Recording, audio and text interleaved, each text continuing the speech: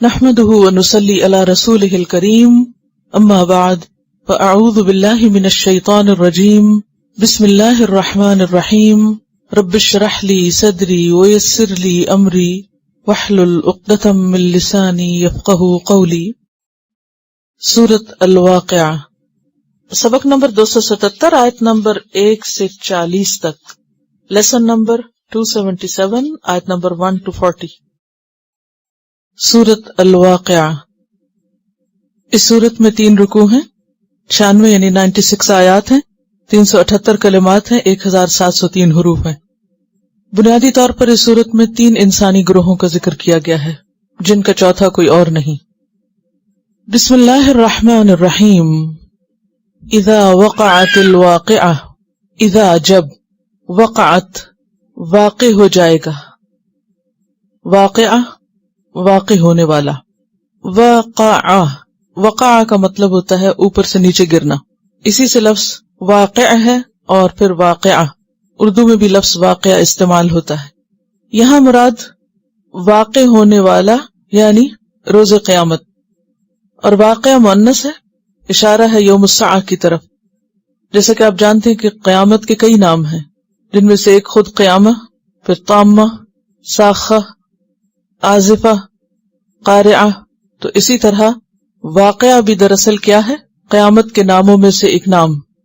تو مراد اس سے کیا ہے کہ جب قیامت قائم ہو جائے گی، جب قیامت واقع ہوگی، جب قیامت برپا ہو جائے گی، سر پر آ پڑے گی۔ جب کوئی چیز اوپر سے نیچے آتی ہے، گرتی ہے، پڑتی ہے، تو وہ سب کو اپنی طرف متوجہ کر لیتی ہے۔ اسی طرح قیامت کا دن جب واقع ہوگا، وہ دن جب آ جائے گا تو کوئی بھی شخص اس سے غافل نہ رہ سکے گا، وہ دن ہر ایک کی توجہ اپنی طرف مبذول کر لے گا۔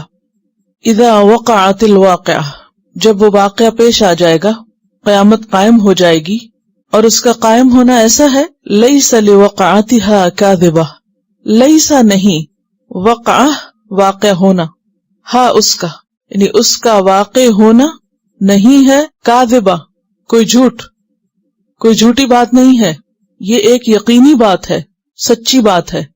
اور کاذبہ یہاں کذب کے معنوں میں ہے، اور کاذبہ اسی وزن پر ہے جیسے عافیہ، عاقبہ۔ قیامت کا واقعہ ایسا واقعہ ہے کہ جب وہ پیش آ جائے گا تو کوئی بھی اس کو جھٹلا نہ سکے گا۔ آج دنیا میں بہت سے لوگ ایسے ہیں جو اس دن کو نہیں مانتے، اس آنے والے حادثے کا انکار کرتے ہیں کہ ایسا کچھ بھی نہیں، یہ صرف من گھڑت باتیں ہیں۔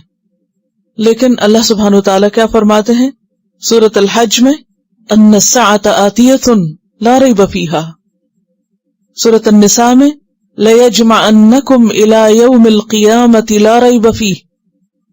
اہل ایمان کیا کہتے ہیں سورۃ آل عمران میں؟ ربنا انک جامع الناس لیوم لا ریب فیہ۔ اس دن کے آنے میں کوئی شک نہیں، اور یہ ایک حقیقت ہے کہ آخرت پر ایمان ارکان ایمان میں سے ہے۔ ایک مسلمان کے لیے لازم ہے کہ وہ آخرت کو مانے۔ اگر کوئی شخص آخرت کو نہیں مانتا تو وہ دراصل مسلمان ہی نہیں۔ تو یہاں سب انکار کرنے والے، جھٹلانے والوں کو پھر یقین دہانی کرائی جا رہی ہے کہ وہ چیز جس کو تم مانتے نہیں ہو وہ پیش آ کر ہی رہے گی، اور جب پیش آ جائے گی تو پھر تم اس کا انکار نہ کر سکو گے۔ آج تمہارے پاس آزادی ہے، جو چاہو کہو۔ لیکن بات یہ ہے کہ کسی بھی حقیقت کو جھٹلانا دراصل اپنا ہی نقصان کرنا ہے۔ کیسا ہے وہ دن؟ خافضۃ رافعۃ، وہ قیامت پست کرنے والی ہے، بلند کرنے والی ہے۔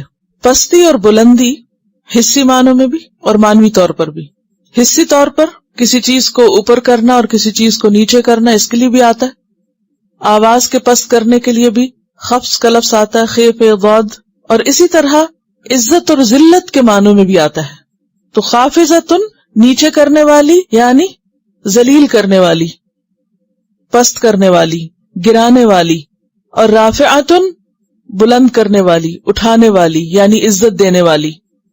قیامت کا دن ایک ایسا دن ہے جس میں عزت اور ذلت کے معیار بدل جائیں گے۔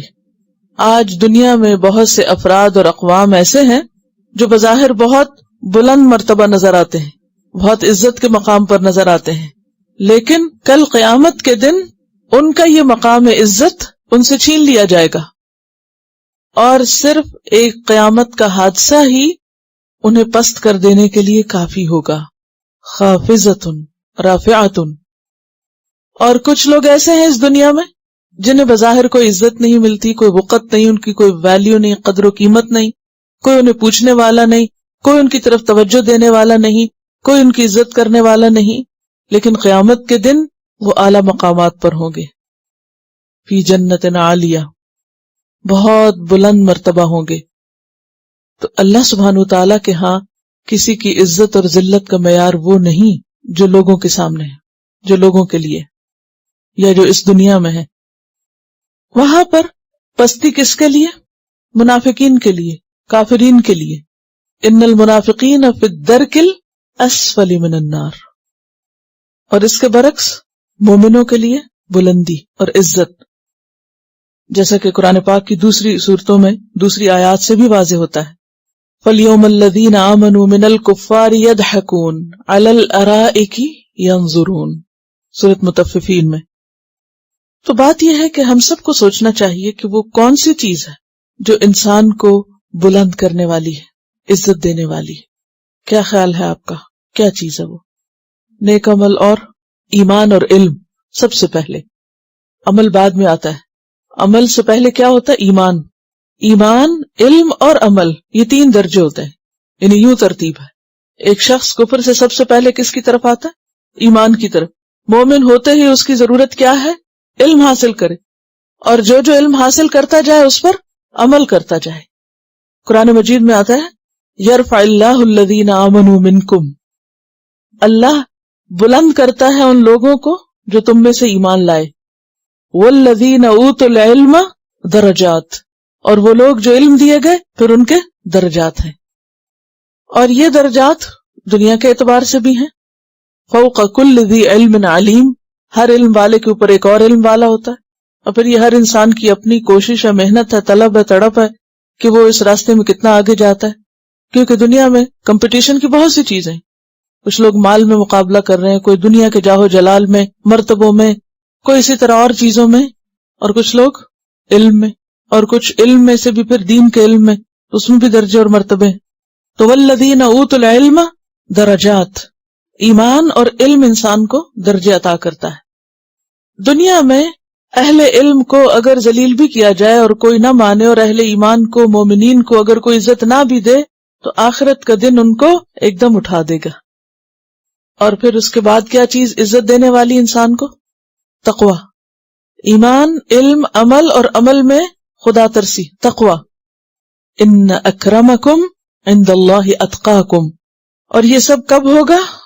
وللآخرۃ اکبر درجات واکبر تفضیلا. اور البتہ آخرت درجات میں بہت بڑی ہے، اور فضیلت کے اعتبار سے بھی آخرت کے درجے بہت ہی اونچے ہیں، خود جنت کے 100 درجے. اس کے برعکس آخرت میں ذلیل کون ہوگا اور سب سے زیادہ ذلت میں کون ہوگا؟ ویسے تو منافقین اور دیگر لوگوں کی بات ہوئی، لیکن عام انسانوں کے اعتبار سے بھی سب سے زیادہ ذلیل اور حقیر وہ لوگ ہوں گے جو دنیا میں تکبر کرنے والے ہیں، جو دنیا میں بڑے بننے والے ہیں، خود کو بڑی چیز سمجھتے ہیں، بڑی شے سمجھتے ہیں، خود پسندی اور غرور کا شکار ہیں. ابلیس نے خود پسندی اور غرور کا مظاہرہ کیا تھا. کہاں؟ اللہ سبحانہ وتعالیٰ کے سامنے جب آدم علیہ السلام کو اس نے سجدہ نہیں کیا تو اللہ تعالیٰ نے کیا فرمایا؟ ما لک ان تتکبر فیہا فاخرج انک من الصاغرین. تم بڑے بنتے ہو، تم تو حقیقت میں سب سے چھوٹے ہونے والوں میں سے، ذلیل ہونے والوں میں سے. اور حدیث میں بھی آتا ہے کہ متکبرین قیامت کے دن کیسے اٹھائے جائیں گے؟ چیونٹیوں کی شکل میں، اور لوگ ان کو اپنے پاؤں تلے روند رہے ہوں گے. والجبارون المتکبرون یحشرون یوم القیامت کامثال الذر یطأہم الناس باقدامہم. ترمذی کی روایت ہے. لوگ ان کو اپنے پاؤں تلے لتاڑتے ہوئے گزر جائیں گے. جیسے آپ دیکھیں نا، بہت رش بھیڑ ہوتی ہے کہیں، تو کیا ہوتا ہے، جو چھوٹی چھوٹی چیزیں ہوتی ہیں وہ کوڑ کباڑ پاؤں کے نیچے روندا جاتا ہے، کوئی نہیں پرواہ کرتا کہ کیا گرا اور کیا پڑا ہوا. تو قیامت کے دن کوئی بھی ان کی پرواہ نہ کرے گا، کوئی ان کی طرف توجہ نہ کرے گا. اور آج اس دنیا میں انسان کا سب سے بڑا ذاتی اعتبار سے مسئلہ کیا ہے؟ کس برائی سے نکلنا سب سے زیادہ مشکل ہے؟ تکبر اور خود پسندی اور غرور سے. اور بہت سے مقابلے دنیا میں کس لیے ہوتے؟ اپنی بڑائی ثابت کرنے کے لیے. ہم بڑی چیز ہیں، چاہے بیکار سے بیکار کام میں آگے نکلنا کیوں نہ ہو، فضول چیزوں میں وقت ضائع کرنا اور زندگی برباد کرنا صرف اس لیے کہ لوگ ہم کو مان جائیں، مان لیں لوگ ہمیں، ہم بڑی چیز ہیں. اور ایک دفعہ اگر انسان سوچ لینا کہ میں کچھ نہیں ہوں تو مسئلہ ہی حل ہو جاتا ہے. لیکن جب تک انسان خود کو خود نہ سمجھائے تو کوئی اور اس کو سمجھا نہیں سکتا. اور یہ اسی وقت انسان کے اندر آتا ہے جب انسان حقیقی معنوں میں اللہ کی عظمت کو سمجھ لیتا ہے کہ اللہ اکبر، وہی سب سے بڑا ہے. اور اس کی بڑائی صرف اس کے قدم رکھنے کی جگہ جو ہے کرسی، موضع القدمین، وسع کرسیہ السماوات والارض، آسمان و زمین پر محیط ہے. اور کرسی کی حقیقت یعنی ساتوں آسمان اور زمین اس کرسی کے مقابلے میں کیسے؟ جیسے ایک صحرائے وسیع میں پڑی ہوئی ایک مندری، ایک چھوٹا سا چھلا، ایک چھوٹی سی انگوٹھی. یعنی جتنے بھی آسمان اور زمینیں ہیں ان سب کو اگر ملا لیا جائے تو اس کرسی کے سامنے یہ کیا ہے؟ بالکل ایک چھوٹی سی چیز. اور پھر عرش کے سامنے وہ کرسی کیا ہے؟ پھر اسی طرح. تو جو اس عرش کا مالک ہے وہ کتنی بڑی چیز ہے، اور ہم اس کے کیا ہیں؟ بندے انسان اپنی اصلیت پر، اپنی حقیقت پر تو غور کرے. کس بات پہ اکڑتا ہے، کس بات پہ بڑا بنتا ہے، اور کس چیز کی بنیاد پر؟ اللہ کے دیے ہوئے سب کچھ تو ادھار ہے، سب کچھ ادھار ہے. ہماری عقل، ہماری ذہانت، ہماری طاقتیں، صلاحیتیں، قوتیں، ہاتھ، پاؤں، دل، دماغ، مال، دولت، جو کچھ ہم استعمال کرتے ہیں، رزق، روزی، ہوا، پانی، سب کچھ تو اس نے دیا ہے. ہمارا کیا ہے اس میں جسے پا کے ہم اکڑیں یا ہم بڑے بنے؟ بولنے کی قوت تو اس نے دی، سننے کی اس نے دی، سمجھنے کی اس نے دی، پھر بڑائی کس کی ہے؟ ہماری تو نہیں. لیکن کتنی بڑی بھول ہے جس کا انسان شکار ہوتا ہے. اور جو انسان اس دھوکے کا شکار ہے وہ قیامت کے دن لازماً ذلیل ہو کے رہنے والا ہے. وہ دن آتے ہی جب سور پھونکا جائے گا، لوگ اپنی قبروں سے اٹھیں گے تو ایسے لوگ چیونٹیوں کی شکل میں ہوں گے. لوگ انہیں لتاڑ رہے ہوں گے. کہاں گئی وہ عزتیں، کہاں گئی وہ بڑائیاں، کہاں گئی وہ فخر؟ خافضۃ الرافعہ، ایک قیامت کا جھٹکا ایسے بڑوں کو ذلیل کرنے والا ہوگا. اور پھر نہ صرف یہ کہ انسان بلکہ باقی ساری چیزیں بھی. آسمان کتنا بڑا نظر آتا ہے نا. ہم انسان آسمان کے مقابلے میں کیا چیز ہے؟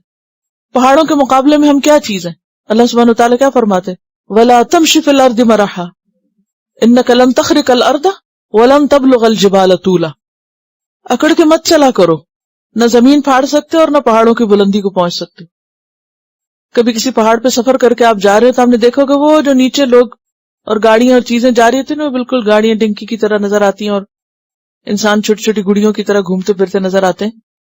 ایک عام معمولی پہاڑ پر سے بھی چڑھ کے دیکھے تو پہاڑ کے مقابلے میں ہم کچھ نہیں، ستاروں کے مقابلے میں کچھ نہیں، آسمان کے مقابلے میں کچھ نہیں. حتیٰ کہ وہ زمین جس پہ ہم رہتے ہیں اگر اس کو صرف سورج کے مقابلے میں بھی دیکھیں آپ، وہ تصویر آپ نے دیکھی ہوگی انٹرنیٹ پر، وہ گھومتی رہتی ہے کہ جس میں سورج کو اتنا بڑا کر کے دکھایا اگر اس کو اتنی ٹائنی سی زمین سامنے نظر آتی تو پھر انسان اپنے آپ کو دیکھے کہ وہ کہاں رہتا ہے، کہاں ہے اس زمین پر.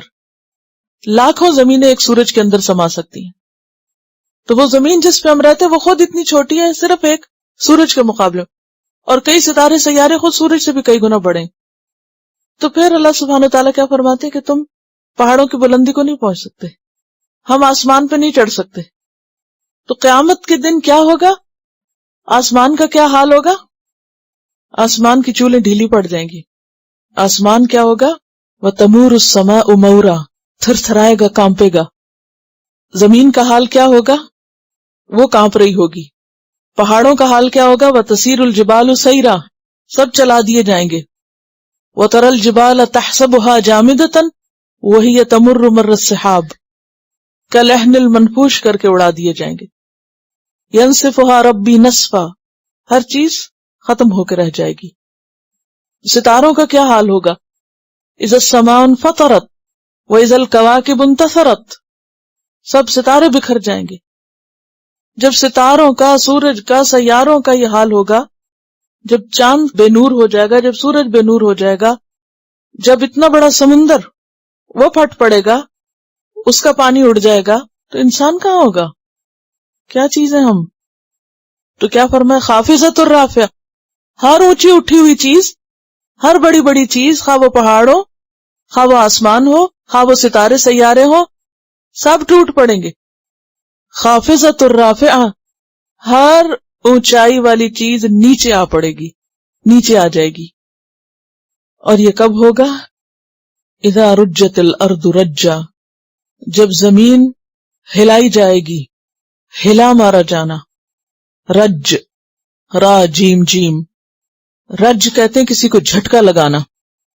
یہ زلزلے کی ابتدائی حالت، یعنی ایک دم سے جھٹکا. یوم ترجف الارض والجبال وکانت الجبال کثیبا مہیلا.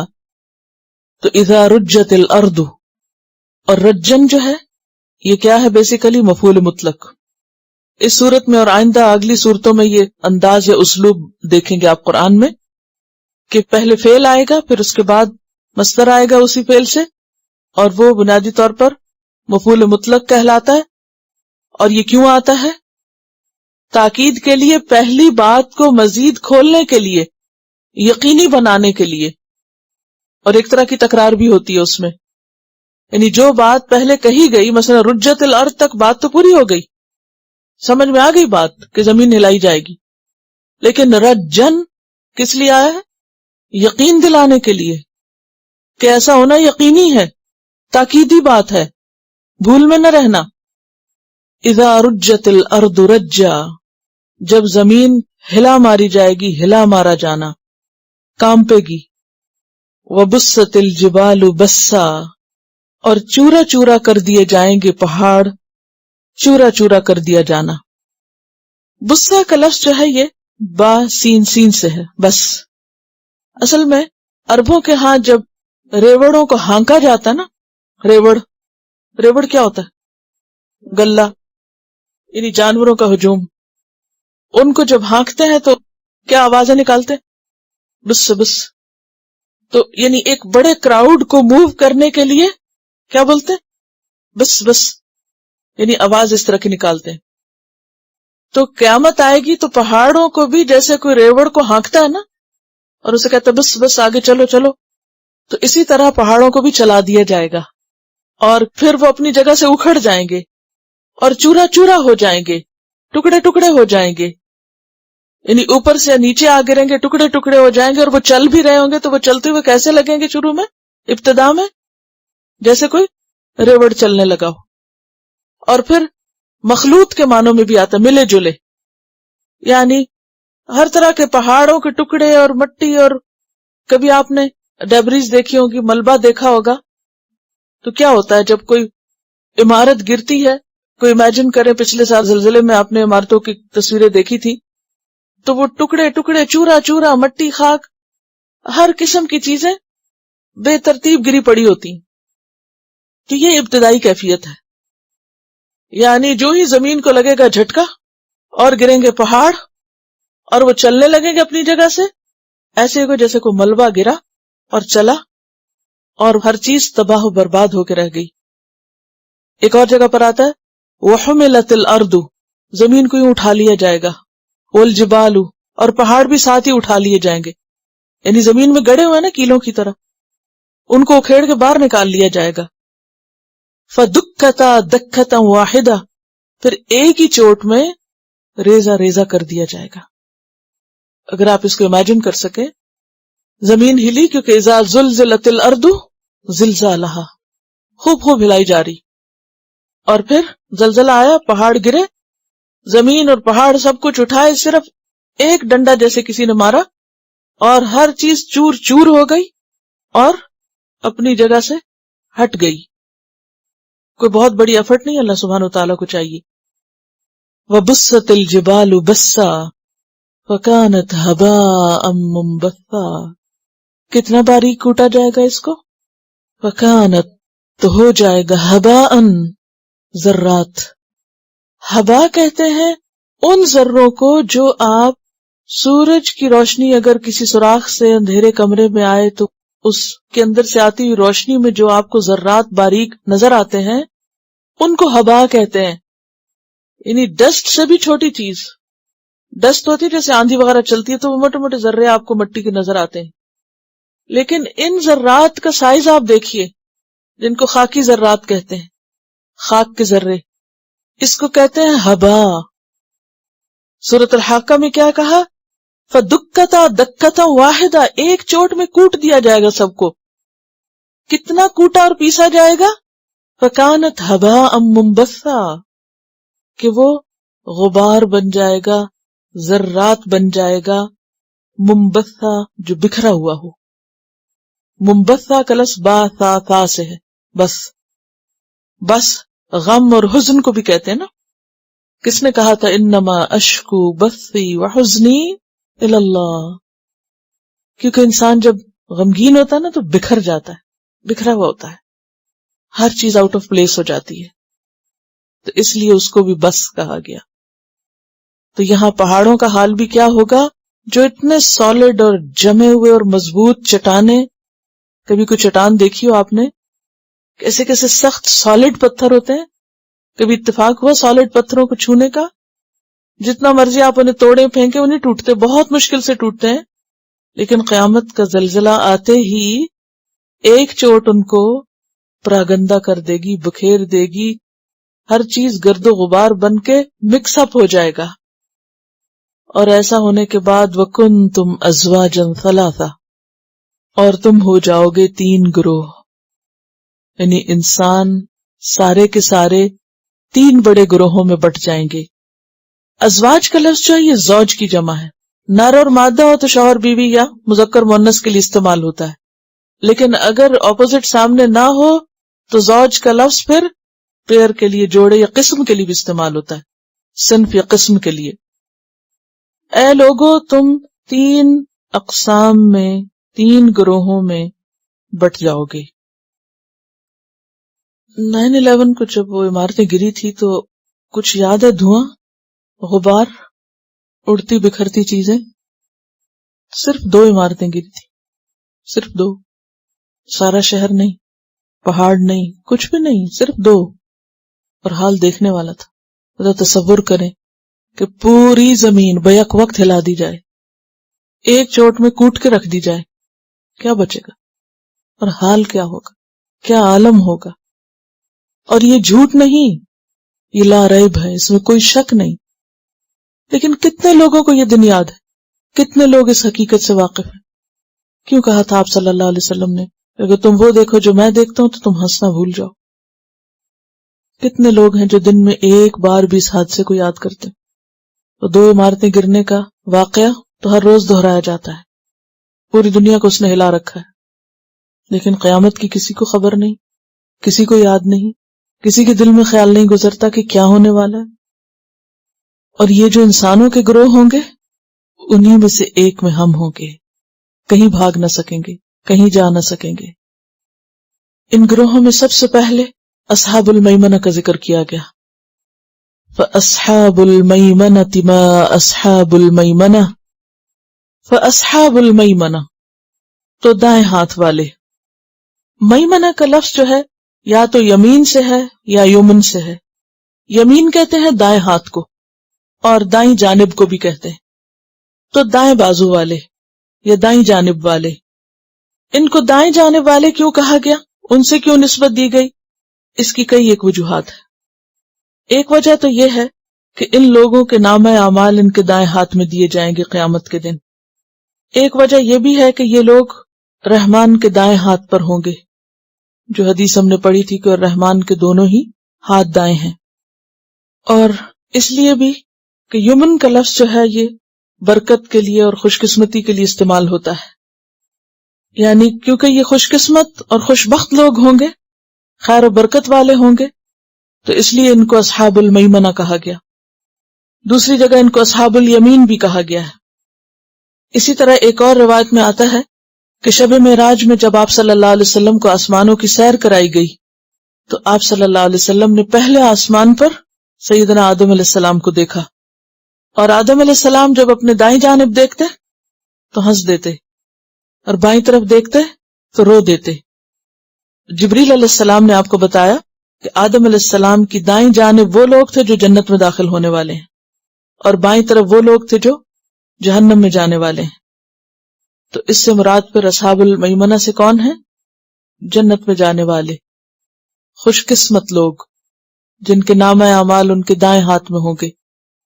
اور ایک جگہ پر یہ بھی آتا ہے کہ ان کو دائیں ہاتھ سے پکڑ کر جنت کی طرف لے جایا جائے گا، یعنی دائیں جانب سے. اسی لیے اسلام میں دائیں ہاتھ کے لیے وہ تمام کام رکھے گئے جو اچھے ہیں. آپ صلی اللہ علیہ وسلم پسند کرتے تھے ہر اچھا کام دائیں ہاتھ سے کرنا، کھانے کے لیے اور اچھے کاموں کے لیے سوتے وقت بھی دائیں جانب سوتے. جب آپ کسی کو کوئی چیز دیتے تو کہاں سے دیتے؟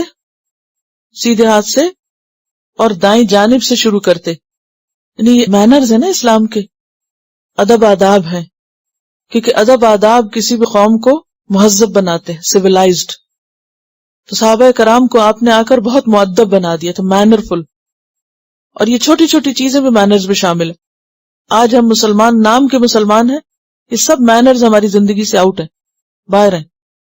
ہمیں کوئی پتہ بھی نہیں ہے، علم بھی نہیں ہے کہ یہ ترتیب اور مرتبے کیا چیز ہیں. عربوں کے ہاں جب کسی کو عزت دی جاتی تو اس کو دائیں ہاتھ بٹھایا جاتا، دائیں جانب دی جاتی. اسی طرح صف میں جو دائیں جانب والی صف ہے امام کے وہ زیادہ بہتر ہے بائیں جانب والی سے. تو فاصحاب المیمنہ تو دائیں جانب والے، دائیں ہاتھ والے. ما اصحاب المیمنہ کیا ہے وہ دائیں ہاتھ والے؟ ما یہاں پر تعجب کے لیے بھی ہے، تفخیم کے لیے ہے، یعنی بہت ہی خوش قسمت ہے وہ دائیں ہاتھ والے. کیا ہی مقام ہے ان کا، کیونکہ رافعاتن ہے نا قیامت کا دن. تو اصل بلندی کس کو حاصل ہوگی؟ جو دائیں ہاتھ والے ہیں، جن کے نامہ اعمال ان کے دائیں ہاتھ میں دیے گئے. وہ اصحاب المشأمتی اور کچھ بدقسمت بائیں ہاتھ والے بھی ہیں. مشأمہ کا لفظ جو ہے یہ شؤم سے ہے. جیسے یمن خوش قسمتی کے لیے آتا ہے، اسی طرح شؤم بدقسمتی کے لیے آتا ہے. شوما بائیں ہاتھ کو کہتے ہیں. بدبخت لوگ جن کا نامہ اعمال ان کے بائیں ہاتھ میں ہوگا. وَأَمَّا مَنْ أُوتِيَ كِتَابَهُ بِشِمَالِهِ فَيَقُولُ يَا لَيْتَنِي لَمْ أُوتَ كِتَابِيَهْ وَلَمْ أَدْرِ مَا حِسَابِيَهْ يَا لَيْتَهَا كَانَتِ الْقَاضِيَةَ مَا أَغْنَى عَنِّي مَالِيَهْ هَلَكَ عَنِّي سُلْطَانِيَهْ. تو یہ جو بائیں ہاتھ والے ہیں وہ اصحاب المشأمہ، تو شؤم نحوست اور بدبختی کے لیے، اور شوما بائیں ہاتھ کے لیے. اردو میں بھی آتا ہے نا شومی قسمت، یعنی قسمت کا مارا. تو یہ بھی قسمت کے مارے ہوئے لوگ ہوں گے. ما اصحاب المشأمہ کیا ہے وہ بائیں ہاتھ والے، کیا گزرے گی ان پر، کیا معاملہ اور کیا سلوک ہوگا ان بائیں ہاتھ والوں سے. اور تیسرا گروہ والسابقون السابقون، اور سابقون سابق کی جمع آگے جانے والے، سبقت کرنے والے. سباق ریس کو کہتے ہیں، دوڑ کو. السابقون وہ تو آگے ہی جانے والے ہیں. آگے والے تو بس آگے والے ہیں. پہلا سابقون دنیا میں عمل کے اعتبار سے، یعنی جو نیکیوں میں آگے تھے، اور دوسرا سابقون آخرت میں جزا کے اعتبار سے. والسابقون السابقون اور آگے بڑھنے والے آگے بڑھنے والے ہیں، آگے جانے والے تو آگے نکل جانے والے ہیں، وہ تو سبقت لے جانے والے ہیں. یہ ایک تیسرا گروہ ہے جو اصحاب الیمین اور اصحاب الشمال کے علاوہ ہے، اصحاب المیمنہ اور اصحاب المشأمہ کے علاوہ. والسابقون السابقون یہ کون ہیں؟ اولئک المقربون، یہ وہی ہیں جو مقرب ہیں. اور یہاں بھی اولئک اسم اشارہ بعید کس کے لیے آیا؟ ان کی عظمت اور ان کے مرتبے کی بلندی ظاہر کرنے کے لیے. وہ مقرب ہیں. مقرب قریب ترین، قریب کیے ہوئے. کس کے؟ اللہ کے، یعنی زیادہ عزت والے. فی جنات النعیم نعمتوں بھرے باغوں میں ہوں گے، نعمت والی جنتوں میں یہ مقربون ہوں گے، کیونکہ یہ سابقون تھے. سابقون آگے بڑھنے والے. کس چیز میں آگے بڑھنے والے؟ ہر نیکی کے کام میں آگے بڑھنے والے. خواہ وہ عبادت کا معاملہ ہو، نماز کا وقت ہو، خواہ وہ صدقہ خیرات کا موقع ہو، خواہ وہ فریضہ حج کی ادائیگی ہو، خواہ وہ زکوٰۃ کے فریضے کی ادائیگی ہو، وہ اپنے فرائض کی ادائیگی میں دیر نہیں کرتے. خواہ خدمت خلق کا معاملہ ہو، کسی انسان کی مدد کا معاملہ ہو، خواہ توبہ کا معاملہ ہو، اللہ کی طرف پلٹنے کا، رجوع کرنے کا، خواہ جہاد اور تبلیغ کا معاملہ ہو، وہ ہر چیز میں نمبر 1 ہے. دیر نہیں کرتے، سستی نہیں کرتے، نیکی کے معاملے میں جلدی کرتے ہیں اور آگے نکل جاتے ہیں. جلد باز نہیں، جلدی کرنے والے، یعنی تاخیر نہیں کرنے والے. سورۃ فاطر میں آتا ہے ثم اورثنا الکتاب الذین اصطفینا من عبادنا، پھر وارث بنایا ہم نے اس کتاب کا اپنے بندوں میں سے ان کو جن کو ہم نے چن لیا تھا. فمنہم ظالم لنفسہ، تو کوئی تو یہ ورثہ پا کے، کتاب پا کر اپنے آپ پہ ہی ظلم کر رہا ہے، نہ عمل ہے، نہ اس کا حق ادا کرنا ہے، نہ پڑھنا ہے، نہ پڑھانا ہے. ومنہم مقتصد، اور کچھ بیچ کی راہ چلنے والے، بس جب کنوینئنس ہوئی، حالات اچھے ہوئے تو کچھ کر لیا، ذرا سے حالات نے پلٹا کھایا، سب چھوڑ چھاڑ بیٹھے، درمیانی چال چل رہے ہیں. اگر کوئی خطرہ پایا یا کوئی ناموافق حالات پائے تو بھی سنبھل گیا، اور تھوڑا بہت آخرت کا ڈر ہوا تو کچھ کرتے بھی رہے، لیکن آگے نہیں جاتے. اور تیسرا گروہ کون ہے؟ وَمِنْهُمْ سَابِقٌ بِالْخَيْرَاتِ بِإِذْنِ اللَّهِ، اور کچھ اللہ کے اذن اور اللہ کی دی ہوئی توفیق سے آگے نکل جانے والے ہیں نیکیوں میں. ذَلِكَ هُوَ الْفَضْلُ الْكَبِيرُ، یہ ہے دراصل بہت بڑا فضل اللہ کا. جنات عدن يدخلونها، عدن کے باغات جس میں وہ داخل ہوں گے. يحلون فيها من أساور من ذهب ولؤلؤا ولباسهم فيها حرير. تو والسابقون السابقون، جو یہاں سابقون ہے وہ وہاں بھی سابقون ہے. حضرت عائشہ کی روایت میں بھی اس کی مزید وضاحت ہوتی ہے. رسول اللہ صلی اللہ علیہ وسلم نے لوگوں سے پوچھا، جانتے ہو قیامت کے روز کون لوگ سب سے پہلے پہنچ کر اللہ کے سائے میں جگہ پائیں گے؟ یعنی قبروں سے اٹھیں گے تو سب سے پہلے کون پہنچے گا عرش کے سائے تلے؟ ہوتا نا جیسے کوئی دوڑ ہوتی ہے، پہلے میں پہنچ جاؤں. یا اسی طرح جس کو جس چیز کا شوق ہوتا ہے، جو لوگ دنیا میں مثلا فلم دیکھنے کے شوقین ہوتے ہیں، اب تو خیر گھروں میں بہت کچھ اویلیبل ہے، پہلے تو سینما جاتے تھے، ٹھیک ہے، سب سے اچھی جگہ ملے. اسی طرح کھیل کے میدان میں کھیل دیکھنے کے شوقین، اسی طرح باقی سب کاموں میں بھی آگے بیٹھنے کے شوقین. تو وہ کیا کرتے ہیں پھر؟ وقت سے پہلے جاتے ہیں، وقت آنے پر نہیں، وقت سے پہلے پلان کرتے ہیں، وقت سے پہلے جاتے ہیں تاکہ آگے پہنچیں. تو اسی طرح قیامت کے دن بھی یہ سابقون سب سے پہلے عرش کے سائے تلے پہنچے ہوں گے. جب باقی لوگ گر پڑ مر رہے ہوں گے، پریشان حال ہوں گے، یہ دوڑتے دوڑتے وہاں جا پہنچیں گے، سب سے پہلے سکون میں پہنچ جائیں گے. لوگوں نے عرض کیا، اللہ اور اس کا رسول ہی زیادہ جانتا ہے کہ یہ کون لوگ ہوں گے. صحابہ کو اگر پتہ بھی ہوتا تھا تو اپنے علم کا بڑا مظاہرہ نہیں کیا کرتے تھے. They were very humble people. ہم تو ہر بات میں کہتے ہیں I know. فرمایا الذین اذا اعطوا الحق قبلوہ، یہ وہ لوگ ہیں جن کے سامنے حق پیش کیا گیا تو انہوں نے اس کو قبول کر لیا، فوراً قبول کر لی، دیر ہی نہیں لگائی. حضرت ابوبکر صدیق رضی اللہ تعالیٰ عنہ کے سامنے جب حق پیش کیا گیا تو انہوں نے دوسری بات نہیں سوچی، ان کے دل میں دوسرا خیال نہیں گیا، فوراً قبول کر لیا. جب بتایا گیا کہ آپ معراج پر گئے، قبول کر لیا، کوئی مشکل ہی نہیں. پھر اسی طرح کہیں بھی قربانی کا موقع آیا، حتیٰ کہ وہ سارے کوششیں کرتے کرتے کرتے اینڈ پہ آخری غزوہ کون سا ہے؟ تبوک، جو سخت امتحان تھا. تو اس موقع پر حضرت عمر کہتے ہیں آج تو میں ہر صورت ابوبکر سے آگے نکلوں گا، آج تو میں ضرور نکلوں گا ان کے آگے. یہ ہر دفعہ نیکی میں آگے نکل جاتے ہیں، آج میں نکلوں گا. اور جب وہ نبی صلی اللہ علیہ وسلم کے پاس اپنے آدھے گھر کا مال اٹھا کے پہنچتے ہیں تو ابوبکر پورا اٹھا کے پہنچ. اس دن حضرت عمر نے کہا آج کے بعد میں نے یہ بات سوچنا چھوڑ دی کہ میں کبھی ابوبکر سے آگے نکل سکتا ہوں، میں نہیں نکل سکتا، میں نے مان لیا. تو بات یہ ہے کہ جو آگے نکلنے والے ہیں وہ تو آگے ہی نکلنے والے ہیں، کیونکہ آگے نکلنا کوئی ایک دم اچانک کیا ہوا کام نہیں ہوا کرتا کہ وہ کوئی اچانک بائی چانس بائی لک آگے نکل گیا. وہ ایک ایٹیٹیوڈ کا نام ہے. Your attitude determines your altitude.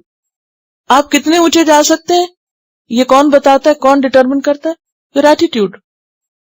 آپ کا ایٹیٹیوڈ کیا ہے؟ It's a matter of attitude.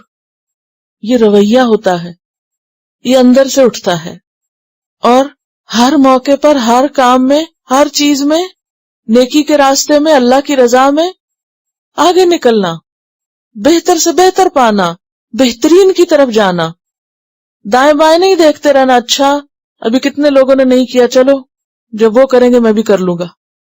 وہ کسی کا انتظار نہیں کرتے نیکی کے کام میں۔ موسیٰ علیہ السلام کیوں آگے پہنچ گئے تھے اپنی قوم سے؟ وَعَجِلْتُ إِلَيْكَ رَبِّي لِتَرْضَىٰ، میں آگے آ گیا ہوں یا رب تاکہ تو راضی ہو جائے، تجھے خوش کرنے آیا ہوں۔ اسی طرح صحابہ کرام کے بعد بھی بہت سے نیک لوگوں کے بارے میں آپ نے پڑھا ہوگا کہ کس طرح وہ مسجد میں نماز کی صف اول میں ہمیشہ ہوتے تھے، کبھی انہوں نے تکبیر اولیٰ بھی مس نہیں کی۔ یہ وہ تھوڑی ہوتے ہیں جو گھر میں اذان سنتے ہیں اور پھر تیاری کرنے لگتے ہیں، اور جب تک پہنچتے ہیں مسجد تو امام سلام پھیر رہا ہوتا ہے کہ چلو جماعت کا ثواب تو مل ہی گیا، مسجد تو آئی گئے۔ نہیں، والسابقون السابقون، سابقون سابقون ہی ہوتے ہیں کیونکہ انہوں نے سابقون بننے کی ٹھان رکھی ہوتی ہے۔ اب دیکھیے کہ بعض اوقات ایک انسان، وہ کہتے ہیں نا slow and steady wins the race, تو بعض اوقات وہ دیکھنے میں بھاگتے ہوئے دوڑتے ہوئے نظر نہیں آتے، لیکن اپنی نیت، ارادے، جذبے اور کام کے اعتبار سے وہ جو اندر کی نیت اور ڈٹرمنیشن ہے وہ ان کو آگے لے جاتا ہے، وہ جو ان کا اخلاص ہے وہ آگے لے جاتا ہے۔ ضروری نہیں کہ انسان شور مچاتا، ہلڑ بازی کرتا ہی ہر کام کرے تو پھر پتہ چلے ہاں یہ آگے جانے والا ہے، دوسروں کو دھکا دے کے خود آگے نکلنے والا نہیں۔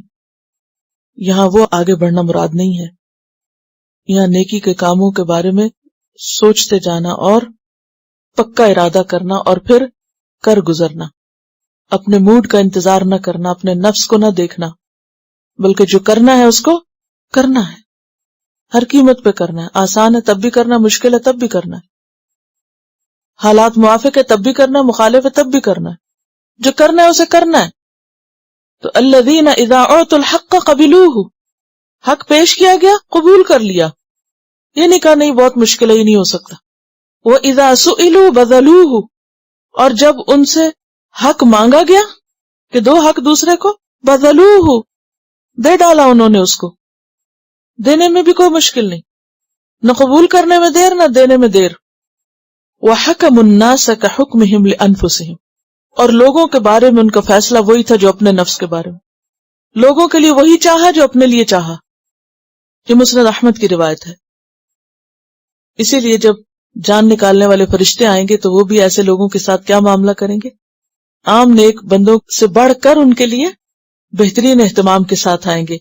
فَأَمَّا إِن كَانَ مِنَ الْمُقَرَّبِينَ وَرَوْحٌ وَرَيْحَانٌ وَجَنَّةُ نَعِيمٍ، تو یہاں بھی اولئک المقربون، یہ قریب کیے ہوئے، عزت دیے گئے، ان کو قربت ملی ہوگی اللہ کی۔ پہلے قرب کا ذکر ہے پھر جنت کا ذکر ہے، کیوں؟ اس لیے کہ اللہ کا قرب جنت سے بڑی نعمت ہے، اور رضوان من اللہ اکبر۔ اور جنت کی بات ہوئی نا، اور جنت کی نعمتوں کی، تو جنت کی نعمتیں بھی دو طرح کی ہیں نا، ایک بدنی اور ایک قلبی۔ بدنی نعمتیں کون سی ہیں؟ جن کا ذکر آتا ہے کھانے پینے کی چیزوں کی اور دیکھنے کی اور مختلف یعنی حصی معنی میں۔ اور قلبی نعمتیں جنت کی کیا ہیں؟ وَلَكُمْ فِيهَا مَا تَشْتَهِي أَنفُسُكُمْ، ہر خواہش پوری ہوگی، اور اللہ کی طرف دیکھنا، النظر الی وجہ اللہ، جیسے صحیح مسلم میں آتا ہے، وَلَدَيْنَا مَزِيدٌ لِلَّذِينَ أَحْسَنُوا الْحُسْنَى وَزِيَادَةٌ۔ تو یہ جو اللہ پاک کو دیکھنے کی ایک لذت ہوگی اور وہ جو قرب کی فیلنگ ہوگی، یہ ہر نعمت سے بڑھ کر ہوگی۔ آپ دیکھیے کہ جس سے انسان محبت کرتا ہے، انسان کیا چاہتا ہے؟ اس کے قریب ترین ہو جاؤں، یا نہیں؟ اس کی نگاہوں میں بھی اور فزیکلی بھی قریب ترین۔ اسی لیے آپ نے دیکھا ہوگا کہ مائیں جب بچوں سے پیار کرتی تو کیا کرتی؟ اپنے پیار کا اظہار کیسے کرتی؟ ان کا دم گھونٹ دیتی۔ تو اسی لیے آپ یہاں دیکھیے کہ اولئک المقربون، اور انہیں جس جنت میں رکھا جائے گا وہ جنت بھی کیا جنت ہے؟ جنت الفردوس، اعلی الجنہ، سب سے بلند مرتبہ۔ اور وہ جو اعلیٰ جنت ہے اس کا چھت کیا ہے، اس کے اوپر کیا ہے، اس جنت کے آگے کیا ہے؟ عرش الہی. یعنی فزیکلی بھی وہ قریب ترین ہوں گے. ایسا نہیں کہ صرف زبانی کلامی یا صرف مقام اور مرتبہ بلند ہوگا، بلکہ واقعی وہ قریب ترین ہوں گے. عرش کے قریب ترین جگہ ملے گی. اسی لیے آپ دیکھیں کہ انسان کو جس چیز کی حب ہوتی ہے، جس چیز کی محبت ہوتی ہے اور جس چیز کی قرب کی خواہش ہوتی ہے، اس کا نعم البدل کوئی اور چیز نہیں ہوتی. یعنی اللہ کا جو قرب ہے، جنت اس کا نعم البدل نہیں ہے. بالکل ایسے ہی ہے نا کہ اگر آپ کو کسی انسان کے قرب کی خواہش ہو اور وہ انسان آپ کے پاس آنے کی بجائے آپ کو کوئی چیزیں تحفے وغیرہ بھیجتا رہے، آپ کا دل بھرے گا اس سے؟ ہاں، بھرے گا دل؟ نہیں. ہاں، الا یہ کہ کسی کو چیزوں کی بہت محبت ہو تو پھر اس کے لیے بہت خوشی کی بات ہو سکتی. اب تو ایسے ہی ہو گیا نا، انسانوں سے زیادہ چیزوں سے لوگوں کو محبت ہو گئی. تو اصل چیز تو انسان ہے. اسی طرح جنت مانگنا اور جنت کی خواہش کرنا یہ انسانی ضرورت ہے، کمزوری ہے انسان کی. اللہ نے اس کو بھی پورا کیا، لیکن اس سے زیادہ جو زیادہ ہے وہ اصل مطلوب ہے. یعنی جنت کو نگیٹ نہیں کیا جا رہا، لیکن درجے کی بات ہے نا، پہلے کیا اور بعد میں کیا. تو پہلے وہ بتایا جو اصل مطلوب ہے. ہم کوئی بھی اچھا کام کریں تو مطلوب کیا ہونا چاہیے؟ اللہ کی رضا، اس کے قریب ہو سکے. اولئک المقربون فی جنات النعیم، نعمتوں بھری جنتوں میں، نعمت بھری جنتیں، ہر طرح کی نعمتیں، حسی بھی اور مانوی بھی، وہ نعمتیں جو کبھی ختم نہ ہوں گی. ثلۃ من الاولین، ایک بڑی جماعت پہلوں میں سے. سلہ کہتے ہیں فا کے پیش کے ساتھ ایسے بڑے گروہ کو جس کو گننا ناممکن ہو، بہت بڑا گروہ. ثلۃ من الاولین، پہلوں میں سے ایک بڑا گروہ ہوگا. وقلیل من الاخرین، اور تھوڑے ہوں گے پچھلوں میں سے، بعد والوں میں سے. اب یہ اولین کون ہے اور آخرین کون ہے، اس کے اوپر کئی آراء ہیں. ایک رائے یہ ہے کہ آدم علیہ السلام سے لے کر محمد صلی اللہ علیہ وسلم تک جتنے لوگ ہیں وہ کیا کہلاتے ہیں؟ اولین.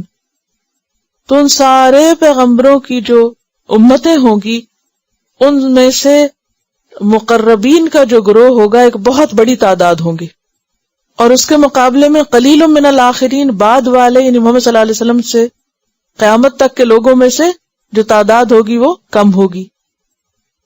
بعض نے کہا کہ اس سے مراد ہر امت کے اولین اور آخرین ہیں.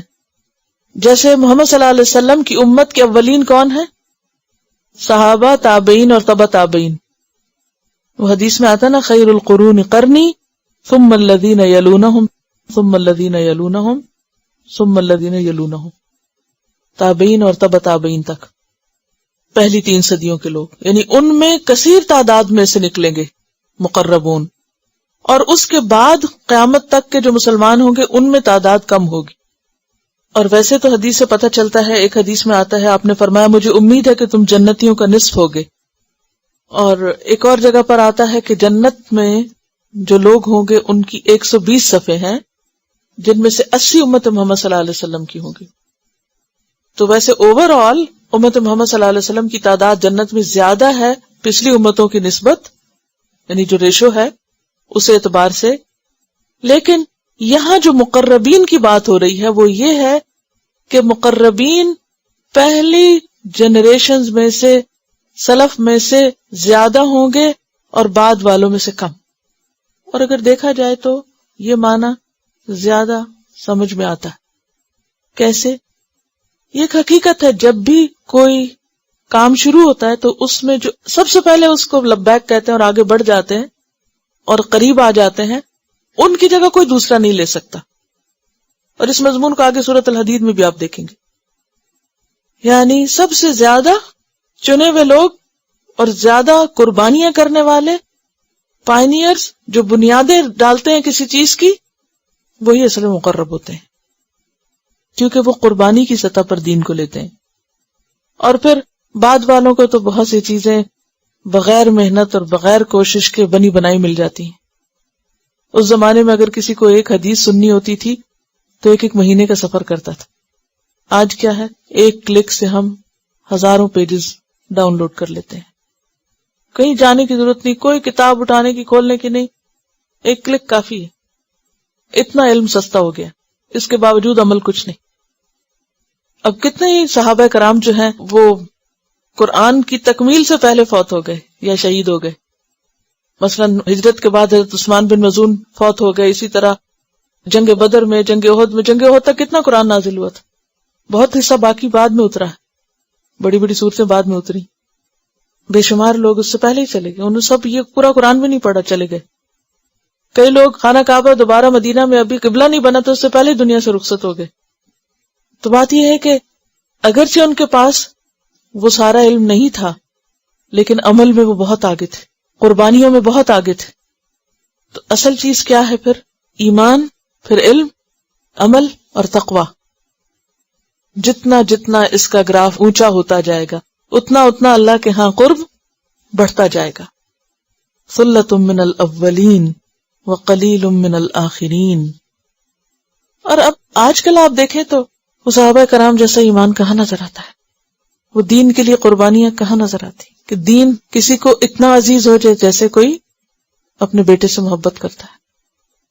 صحابہ کرام کے لیے دین اتنا عزیز تھا جیسے کسی کو اپنے بیٹے کی کامیابی پہ خوشی ہوتی ہے یا بیٹے کی ناکامی پہ غم ہوتا ہے، ان کے لیے دین کی کامیابی اور ناکامی ایسی ہی بات تھی. آج آپ دیکھیں کہ ہم اپنی اولاد کے معاملے میں مثلا کسی بچے کی شادی کرنی ہو، کتنی تیاری کرتے ہیں، کتنے دن، کتنی راتیں، کتنے مہینے. کیوں کرتے ہیں اتنی تیاری؟ کیونکہ ہمیں خوشی مطلوب ہوتی ہے. اور کیا کیا اہتمام کرتے ہیں اس خوشی کے اظہار کے لیے. ہم میں سے کتنے لوگ ہیں جو دین کے کسی بھی کام کے لیے، ایک قرآن ہی پڑھنے کے لیے یا کوئی کام دین کا کرنے کے لیے اس سے آدھی تیاری بھی کریں، اس سے آدھی راتیں جاگ لیں، اس سے آدھی محنت مشقت اٹھا لیں. شادی پر دنیا بھر سے لوگوں کو ہم اکٹھا کر لیتے ہیں. دین کے نام پر لوگوں کو اکٹھا کرنا ہو تو کیا کرتے ہیں؟ میں ایک عمومی بات کر رہی ہوں کہ مسلمانوں کا اوور آل ٹرینڈ کیا ہے، ہمارے ٹرینڈز کیا بن گئے، ہماری خوشیاں کس سے وابستہ ہو گئیں، ہمارے غم کس کے ساتھ وابستہ ہو گئے. آج آپ دیکھیں کہ غم کے موقع پر ہمارے اہتمام کتنے بڑھ گئے، لیکن ہماری نمازیں ضائع ہوں، ہمیں کوئی غم ہوتے؟ دین میں ہم پیچھے چلے جائیں، ہم سے کوئی گناہ ہو جائے، غلطی ہو جائے، ہمیں کوئی غم ہو تو کوئی غم نہیں ہوتا، بے غم لوگ ہیں، اس اعتبار سے تمہیں کوئی فکر نہیں. تو صحابہ کرام جو تھے اور پھر اس کے بعد تابعین اور پھر تبع تابعین اور جو علماء امت گزرے ہیں، انہوں نے جیسی جیسی دین کے لیے قربانیاں کی، جو بھوک پیاس کاٹی، جو گھر بار چھوڑے. امام بخاری 16 سال گھر نہیں واپس گئے، نہ ماں کو دیکھا، نہ باپ کو، نہ بھائی کو. باپ تو خیر پہلے ہی فوت ہو گئے تھے. اور یہ وہ ماں ہے جو اتنی محبت کرتی تھی، 6 سال کی عمر میں نابینا ہو گئے تھے، بخار آیا تو رو رو کے ماں نے دعا مانگی کہ اللہ تو اس بچے کی نگاہ لوٹا دے، میں اسے تیرے نام پہ وقف کروں گی. اتنی محبت کرنے والی ماں جب بچے کو دین کے لیے چھوڑتی تو 16 سال بعد وہ پلٹتا ہے. اور ہمارا حال کہ جب تک روز فون نہ کر لیں، جب تک ہم روز بات نہ کر لیں، جب تک روز بچوں کو دیکھ نہ لیں اور کئی بار نہ دیکھ لیں، ہمیں چین نہیں آتا. وہ کہتے ہیں محبت ہے نا اس لیے سب کرتے ہیں. ان قربانیوں کے مقابلے ہماری کیا قربانی ہے؟ ہم کیا وقف کر سکتے ہیں، کیا دے سکتے ہیں؟ اپنا وقت یا مال یا اولاد، کیا دینے کو ہے؟ اور خریدار کس چیز کے ہیں؟ تو اسی لیے وَقَلِيلٌ مِّنَ الْآخِرِينَ، آخری زمانے میں بھی ہوں گے مگر بہت خال کہیں کہیں دور دور کہیں کوئی مثالیں نظر آ جائیں گی. تو پھر ایسے مقربین کم رہ جائیں گے، آخری حصے میں سے کم نکلیں گے، کیونکہ ایک نسلی اور روایتی اور رسمی ایمان رہ گیا نا. ہم مسلمان ہیں کیونکہ ہمارے ماں باپ مسلمان تھے، ہم نے خود تو نہیں پایا. اصل ایمان اور دین وہ ہوتا ہے جو شعور سے پاتا ہے انسان، اپنی سمجھ سے، جو قربانی کر کے حاصل کرتا ہے، جو تکلیف اٹھا کے حاصل کرتا ہے، جو کچھ دے کے حاصل کرتا ہے. وہی چیز ویلیوبل ہوتی ہے جو کچھ دے کے لی جاتی ہے. وہ چیز جو مفت مل جائے تو اس کے لیے دل بے رحم ہوتا ہے. تو اب آپ دیکھیے کہ 3 گروہوں کا ذکر کیا اور اس میں تفصیل کیا تھی؟ مجمل تھی. میمنہ کا ذکر، پھر مشمہ کا، پھر اس کے بعد سابقون کا. لیکن تفصیل جب آئی تو پھر مرتبے کے اعتبار سے جو بلند تھے ان کا ذکر پہلے ہے، اور ان کو جو انعامات ملیں گے اب آگے اس کی تفصیل ہے. اس سے پہلے ہم سب کو پتہ ہی دنیا عارضی اور تھوڑے دن کے لیے، لیکن جب دنیا کی بات آتی ہے تو ہم کہاں کھڑے ہونا چاہتے ہیں؟ کس مقام پہ؟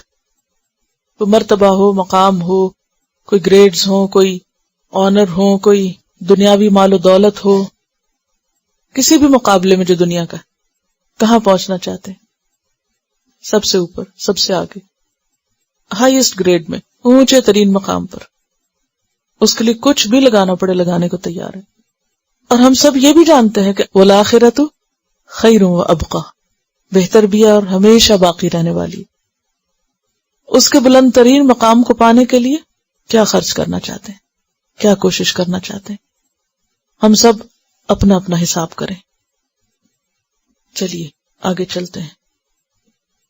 علی سرر موضونۃ، سرر موضونہ، یہ اب سابقون السابقون کا انجام اور ان کی رہائش گاہیں اور ان کو ملنے والی جو نعیم ہے اس کی تفصیل بتائی جا رہی ہے.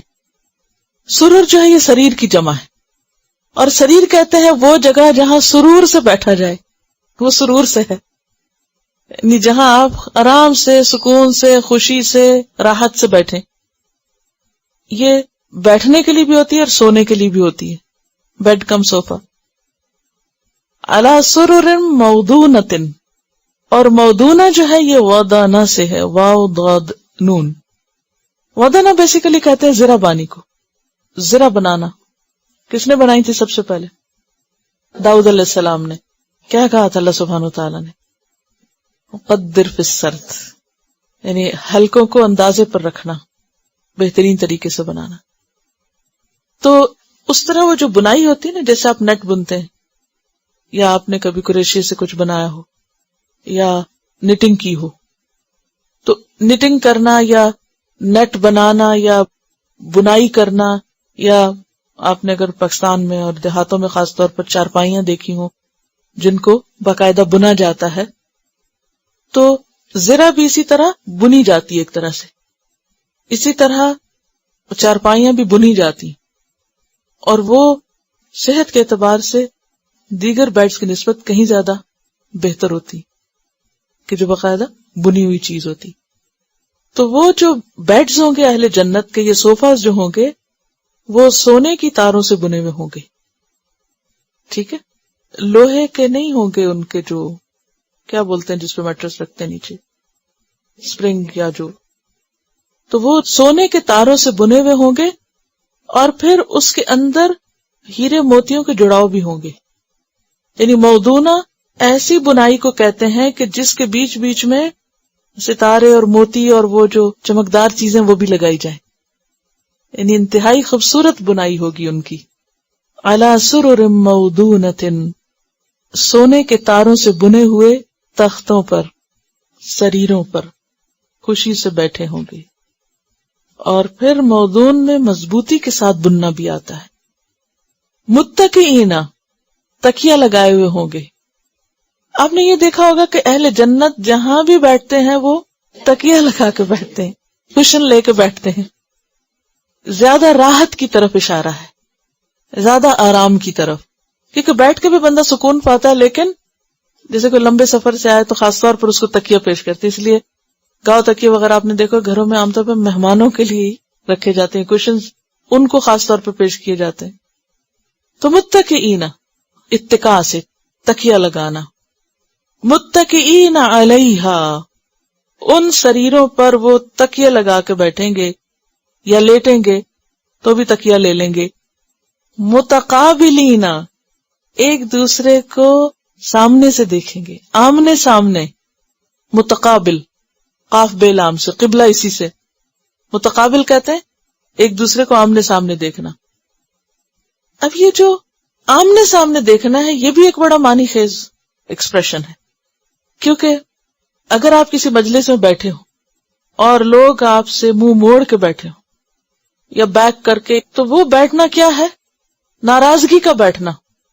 اہل جنت کے دل اتنے صاف ہوں گے، اتنے با ادب لوگ ہوں گے، اتنے مینرفل ہوں گے کہ بیٹھنے کا بھی ان کو بہترین طریقہ آتا ہوگا کہ بیٹھتے کہاں اور کیسے بیٹھتے ہیں. ہم نے تو اب تک یہ نہیں سیکھا کہ کسی مجلس میں بیٹھتے کیسے ہیں.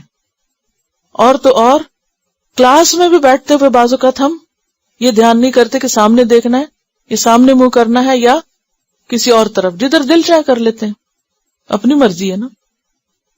تو وہاں پر اہل جنت فیس ٹو فیس بیٹھیں گے، کیونکہ ان کے دل ایک دوسرے سے خوش ہوں گے. ان کے دلوں میں کوئی حسد، بغض اور کسی قسم کی ایک دوسرے کے لیے نفرت اور بیڈ فیلنگ نہیں ہوگی. تقابل کے مقابلے میں تدابر آتا ہے، اور نبی صلی اللہ علیہ وسلم نے خاص طور پر اس چیز سے منع کیا ہے.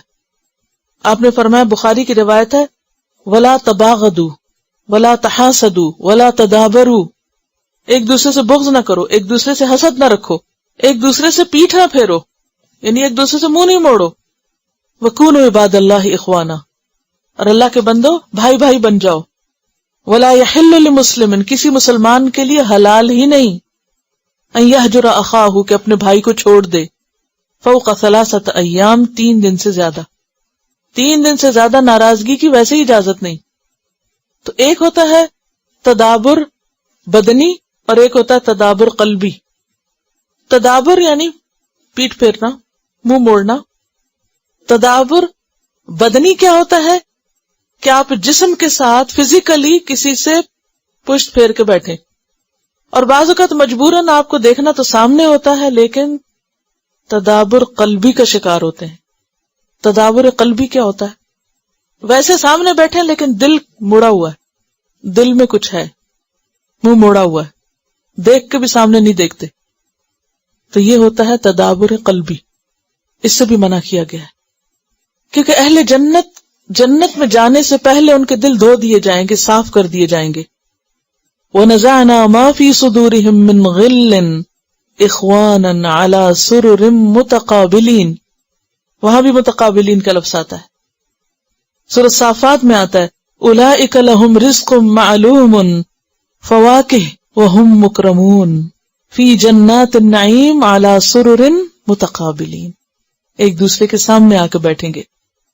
سورۃ کہف میں آتا ہے، مُتَّكِئِينَ فِيهَا عَلَى الْأَرَائِكِ نِعْمَ الثَّوَابُ وَحَسُنَتْ مُرْتَفَقًا. سورۃ یاسین میں آتا ہے، ہم وازواجہم فی ظلال علی الارائک متکئون. دنیا میں آپ دیکھیں بعضوں کا شوہر بیوی ایک گھر میں رہتے ہیں، لیکن دونوں کے درمیان کیا ہے؟ تقابل نہیں، تدابر، ایک دوسرے سے منہ موڑے ہوئے. تو یہ جو جنت کی خوشی ہے، یہ محض کھانے پینے کی خوشی نہیں، صرف سونے کے پلنگ اور سونے کی مسندیں ہی نہیں، بلکہ اس کے ساتھ ساتھ دلوں کی خوشیاں بھی ہیں.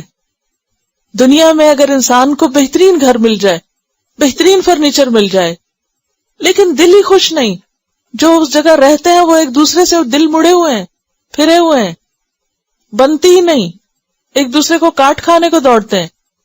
کیا فائدہ ہے ایسی دنیا کا؟ کیا فائدہ ایسی دولت کا؟ کیا فائدہ ہے ایسے گھروں کا؟ تو جنت میں ان ساری نعمتوں سے بڑھ کر جنت والوں کا آپس میں پیار، محبت اور ایک دوسرے کے ساتھ اچھا سلوک ہے. اب وہاں پر وہ تو تکیہ لگا کے مزے سے بیٹھے ہیں، آرام کر رہے ہیں، گپ شپ ہو رہی ہے. یطوف علیہم ولدان مخلدون، اور خدمت کے لیے گھوم پھر رہے ہیں ولدان مخلدون. دوسری جگہ پر غلمان آتا ہے، یہاں ولدان آتا ہے. ولدان ولد یا ولید کی جمع ہے، اور مخلدون مخلد کی جمع ہے، خلد سے. ہمیشہ بچے رہنے والے، ہمیشہ لڑکے ہی رہیں گے، بوڑھے نہیں ہوں گے، اور وہ چکر لگاتے رہیں گے، گھومتے پھرتے رہیں گے، ہر وقت خدمت کے لیے تیار رہیں گے. سورۃ طور میں آتا نا، یطوف علیہم غلمان لہم کأنہم لؤلؤ مکنون، اتنے صاف ستھرے نیٹ کہ گویا موتی ہیں جو چھپا کے رکھے ہوئے تھے، اور اب یکا یک وہ نکل آئے ہیں اور جنت چمک رہی ہوگی. اور پھر ہر طرف وہ یوں گھوم رہے ہوں گے، دور سے ایسا خوبصورت منظر نظر آئے گا. اذا رأیتہم حسبتہم لؤلؤا منثورا، جب تم ان کو دیکھو تو ایسے ہوں گے جیسے موتی بکھر گئے ہوں. موتیوں کی لڑی ٹوٹ کے کبھی زمین پہ گرے تو ایسے اچھل اچھل کر وہ سارے پھیل جاتے ہیں نا، تو وہ بھی ایک عجیب منظر ہوتا ہے، ایک خوبصورت لک ہوتی ہے اس کی. تو اہل جنت کی خدمت کے لیے جو لڑکے گھوم پھر رہے ہوں گے، وہ دیکھنے میں بھی انتہائی خوش منظر ہوں گے. اور دنیا میں بڑے سے بڑا ڈرائنگ روم کسی کا کتنا ہوگا؟ کتنا ہوگا زیادہ سے زیادہ بڑا؟ میکسیمم آپ نے کتنا بڑا دیکھا ہوگا؟ کسی محل میں بھی آپ جائیں تو زیادہ سے زیادہ کتنا بڑا. لیکن اہل جنت کا وہ بیٹھنے کا مقام کیسا ہوگا؟ مسند احمد کی روایت میں ہے، ادنا اہل الجنت منزلتاً من ينظر فی ملکہ الفی آمن. ادنا اہل الجنت، جنت میں رہنے والوں میں سب سے ادنا درجے کی جنت جس کی ہوگی، اس کا گھر، اس کی منزل، اس کا ڈرائنگ روم کتنا ہوگا؟ جسے وہ 2000 سال کے فاصلے سے دیکھ سکے، اتنا بڑا.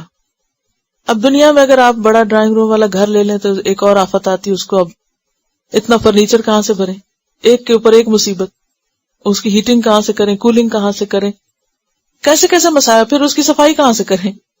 اگر کوئی شوق پورا کرنے کو بڑا لے ہی بیٹھے تو وہ بالے جان. لیکن وہاں کیا ہے؟ یطوف علیہم ولدان مخلدون، صرف راحتیں ہی راحتیں، آرام ہی آرام. سورۃ غاشیہ میں بھی آتا نا، فیہا سرر مرفوعہ باکواب واباریق. یہ جو ولدان ہے وہ کیا کریں گے؟ ساغر لے کے گھوم رہے ہوں گے. اکواب جو ہے کوب کی جمع ہے، جیسے کپ ہوتا ہے نا، ایسے کوب.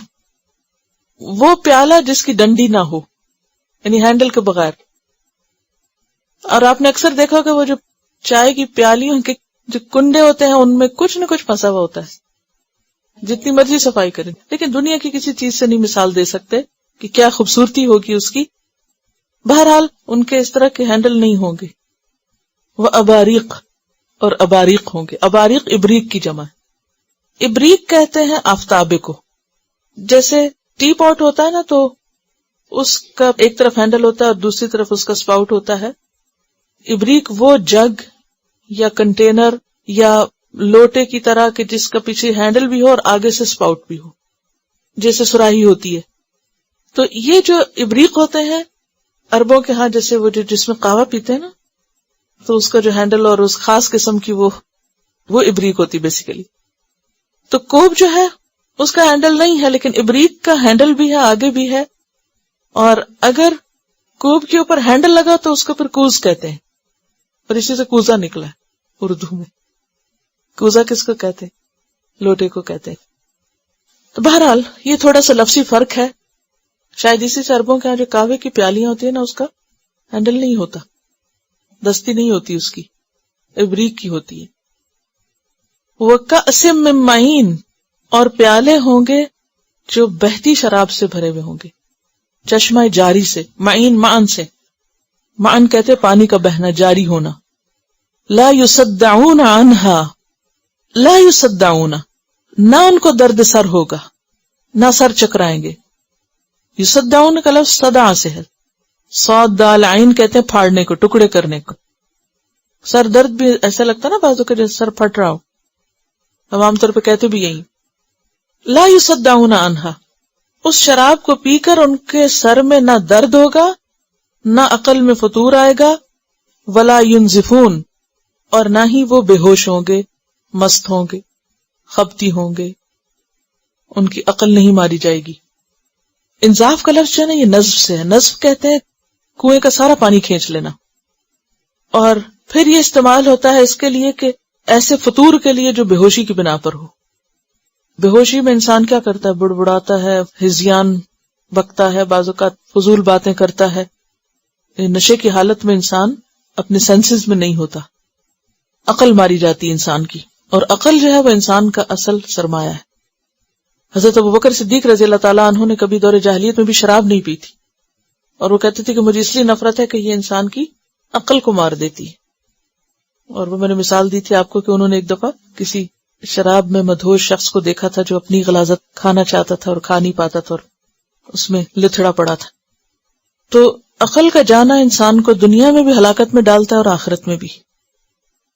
تو وہاں جو شراب ان کو پینے کو ملے گی، اس سے نہ تو سر درد ہوگا، نہ سر چکرائے گا، اور نشے اور خمار کی وجہ سے نہ ہی وہ بے ہوش اور مست ہوں گے کہ بہکی بہکی باتیں کریں، بلکہ اس کے برعکس بہت ہی بہترین طریقے سے انجوائے کریں گے. وفاکہۃ، اور پھل، مما یتخیرون، اس میں سے جو وہ انتخاب کریں گے اپنی چوائس پر. یہ تخیرون کا لفظ تخیر سے ہے، اور تخیر جو ہے وہ خیر سے ہے. اسی سے لفظ اختیار ہے، یعنی پک اینڈ چوز کرنا. بہت سی چیزوں میں سے کسی ایک کو اچھا ہونے کی بنیاد پر اختیار کرنا، یعنی اس کا رنگ، ذائقہ، خوشبو، مزہ، ان کی جو لک ہے، اس میں سے جو چاہیں گے. اور آپ نے عام طور پر دیکھا ہوگا کہ انسان جب فروٹ اٹھاتا چاہے اپنے گھر کی اپنے ہی پلیٹ سے اٹھائے تو کیا کرتے ہیں؟ سب سے اچھا سب سے پہلے اٹھاتے ہیں، پھر کیا کرتے ہیں؟ اچھا پھر یہ بھی، پھر آخر ختم بھی کر دیتے ہیں اس کو، لیکن آغاز خراب سے نہیں کرتے. تو شاید وہ انسان کی جو ایک نفسیات ہے نا، اس کے مطابق کہا گیا وَفَاكِهَةٍ مِّمَّا يَتَخَيَّرُونَ، جو اس میں سے چاہیں گے چن لیں گے، جو ان کو پسند ہوگا. اور عام طور پہ جب پھل وغیرہ خریدتے بھی ہیں نا تو ضرور اٹھا کے دیکھتے ہیں آگے پیچھے سے بہترین کی طرف نظر جاتی ہے. وَفَاكِهَةٍ مِّمَّا يَتَخَيَّرُونَ وَلَحْمِ طَيْرٍ، اور پرندوں کا گوشت، کیونکہ سب سے زیادہ لذیذ ہوتا ہے اور سب سے زیادہ ہضم میں بھی ہلکا. پھر آپ دیکھو گا پرندوں کے بعد مرغی، چکن کے بعد پھر مٹن، اور پھر بیف، اور وہ جتنا بڑا جانور ہوگا اتنا ہی اس کا گوشت جو ہے ہارڈ ہوگا. وَلَحْمِ طَيْرٍ مِّمَّا يَشْتَهُونَ، اور اس میں بھی چوائس ہے، جو ان کا دل چاہے گا، ورائٹی ہے. وَحُورٌ عِینٌ، اور حور عین، نہایت سفید اور بڑی آنکھوں والی، کیونکہ آنکھیں چہرے کا حسن ہوتی، اس لیے خاص طور پر آنکھوں کی بات کی گئی. اور جہاں بھی حور کا ذکر آتا ہے وہاں ان کی آنکھوں کا ذکر ضرور آتا ہے. كَأَمْثَالِ اللُّؤْلُؤِ الْمَكْنُونِ، انٹچڈ، کا مانند، امثال مثالیں، لؤلؤ موتی کی، المکنون چھپا کے رکھے ہوئے، کیونکہ جو ایکسپوزڈ موتی ہوتے ہیں ان پہ غبار، دھوپ، لوگوں کے ہاتھ، اور ان کو وہ چھو کے ان کے اوپر سے سارے ان کی رونق اور ان کی جو خوبصورتی وہ ختم ہو جاتی ہے، سک ہو جاتی ہے، حسن سک ہو جاتا ہے. تو کامثال اللؤلؤ المکنون، ایسے خوبصورت جیسے چھپا کے رکھے ہوئے موتی ہوں، جن کی چمک اور آب و تاب اور ان کا حسن برقرار ہو. یہ کیا ہے؟ جزاء بما كانوا يعملون، بدلہ ہے، جزا ہے جو وہ عمل کرتے تھے. جنت عوض نہیں ہے، انسان کے اعمال کا عوض نہیں ہے، معاوضہ نہیں ہے، خرید نہیں سکتے آپ اس کو کسی بھی قیمت پہ. یہاں با جو ہے سببیہ ہے، یعنی اچھے عمل کرو گے تو ان اعمال کے سبب جنت میں داخل ہو، کیونکہ وہ صاف حدیث میں آتا ہے نا، لن يدخل الجنت احد بعمله، جنت میں کوئی بھی اپنے عمل کے ساتھ نہیں داخل ہو سکتا. لا يسمعون فيها لغوا ولا تأثیما، لا يسمعون، نہ وہ سنیں گے، فیہا، اس میں، کس میں؟ اس جنت میں. کیا؟ لغو، لغو نہیں سنیں گے. اور لغو کیا ہوتا ہے؟ بےہودہ باتیں، بیکار باتیں، بے فائدہ باتیں، جھوٹ، غیبت، طنز، تمسخر، تان، تشنیع، بیکار کی باتیں. یعنی جنت بد زبان اور بدتمیز لوگوں کے رہنے کی جگہ نہیں، کیونکہ بدتمیز لوگوں کے بیچ میں، بد زبان لوگوں کے بیچ میں ساری نعمتیں اور ہر نعمت کا مزہ بد مزہ ہو جاتا ہے، خراب ہو جاتا ہے. آپ کے پاس سب کچھ ہو لیکن جن لوگوں میں آپ رہتے ہیں ان کی زبان اچھی نہ ہو، ساری نعمتیں بیکار ہو جاتی ہیں. اسی لیے آپ دیکھیں سٹیپ بائی سٹیپ ساری نعمتوں کا ذکر کرنے کے بعد اینڈ پہ کیا کہا کہ یہ سب سے بہترین نعمت ہوگی کہ جو اہل جنت ہوں گے ان کا جو انداز گفتگو ہے وہ دل لبھانے والا ہوگا، دل خوش کرنے والا ہوگا. کوئی کسی کو اپنی زبان سے دکھ نہ دے گا، اذیت نہ دے گا، کوئی کسی کے اوپر بےہودہ مذاق نہیں کرے گا، کوئی کسی کو تانے نہیں دے گا، کوئی کسی کو اپنی زبان سے زخم نہیں لگائے گا. وہاں پر امن ہی امن ہوگا، نہ لغو بات ہوگی، ولا تأثیما، نہ گناہ کی بات ہوگی، یعنی جھوٹ اور چغلی اور دھوکہ دہی اور فضول کی باتیں، یعنی کوئی اول فول نہیں ہوگا، بلکہ جو بھی کوئی بات کرے گا اچھی ہی بات کرے گا. الا قیلا سلاما سلاما، سلام ہی سلام، سلامتی سلامتی، امن ہی امن. سورۃ ابراہیم میں آتا تحیتہم فیہا سلام، ان کی جو گریٹنگز ہوں گی وہ کیا ہوں گی؟ سلام، ہر طرف سے سلام کی آوازیں آ رہی ہوں گی. اور دوسرا سلام کیا ہے؟ یعنی قول سلیم، سلامتی والی باتیں، عیب سے پاک باتیں، دل خوش کرنے والی باتیں. کوئی کسی پہ کیچڑ نہیں اچھالے گا، کوئی کسی پہ الزام تراشی نہیں کرے گا، کوئی کسی کو بے وجہ پریشان نہیں کرے گا. اب دیکھیں بعض اوقات انسان کے پاس سب کچھ ہوتا ہے لیکن لوگوں کے بیچ میں رہتے ہوئے ایک انجانا سا خوف ہوتا ہے. کس بات کا؟ بے عزتی کا. پتہ نہیں کون کس وقت کیا کہہ دے، کس کے منہ سے کیا سن لے انسان. اور اکثر آپ نے دیکھا ہوگا، آپ ہر لحاظ سے مطمئن ہو، ایک غلط جملہ کسی کا، ایک بری بات کسی کی آپ کی راتوں کی نیند اڑا کے رکھ دیتی ہے، یا نہیں؟ سارا سکون برباد کر دیتی. ایک فضول بات، ایک بیکار بات. لیکن جنت میں کوئی فضول اور بیکار باتیں نہیں سنے گا، نہ ہی جھوٹی اور گناہ والی باتیں. تعظیم کا لفظ جو اسم سے ہے، الا قیلا سلاما سلاما. اور اس میں آپ دیکھیے کہ بعض اوقات آواز، لہجہ، انداز، یہ سب کاؤنٹ کرتا ہے. کیونکہ سلامتی کے لیے بعض اوقات ایک سچی بات ہوتی ہے مگر اتنے کرخت لہجے میں کہ بندے کا دل اچاٹ ہو جاتا ہے. اسی طرح بعض اوقات بہت خوبصورت بات ہوتی ہے مگر تعظیم پر مبنی ہوتی ہے. لا یسمعون فیہا لغوا، نہ کوئی لغو سنیں گے، ولا تعصیما. ایک اور جگہ پر بھی آتا ہے نا، لا تسمعوا فیہا لاغیہ. ایک اور جگہ پر آتا ہے لا یسمعون فیہا لغوا الا سلاما وَلَهُمْ رِزْقُهُمْ فِيهَا بُكْرَةً وَعَشِيًّا. اس سے سلام کی اہمیت کا بھی پتہ چلتا ہے نا، کثرت سے سلام کرنے والے. کیونکہ آپ صلی اللہ علیہ وسلم نے فرمایا تھا کہ تم میں سے کوئی شخص جنت میں نہیں جا سکتا جب تک کہ مومن نہ ہو، اور تم ایمان نہیں لا سکتے جب تک آپس میں محبت نہ کرو. کیا میں نہ بتاؤں تم کو وہ چیز کہ اس کے اختیار کرنے سے تمہارے درمیان محبت پیدا ہوگی، اور وہ کیا ہے؟ سلام. افشوا السلام بینکم، سلام کی کثرت. سلام کی کثرت جو ہے وہ دلوں کے میل اور بغض دھوتی ہے. مصافحہ جو ہے اس غل کو اور دور کر دیتا ہے، یعنی ہاتھ ملانا، اس سے غل دور ہوتا ہے، یعنی دلوں کے اندر چھپی ہوئی جو نفرتیں ہوتی ہیں وہ بھی ختم ہوتی ہیں. جب نفرتیں ختم ہوتی ہیں، انسان ایک دوسرے پر ٹرسٹ کرتا ہے، اعتماد کرتا ہے، ایک دوسرے کے ساتھ اچھا کرتا ہے، تو غیبت، چغلی، جھوٹ، ان چیزوں سے بچ جاتا ہے. جب نفرت نہیں ہوگی تو آپ غیبت کیوں کریں گے؟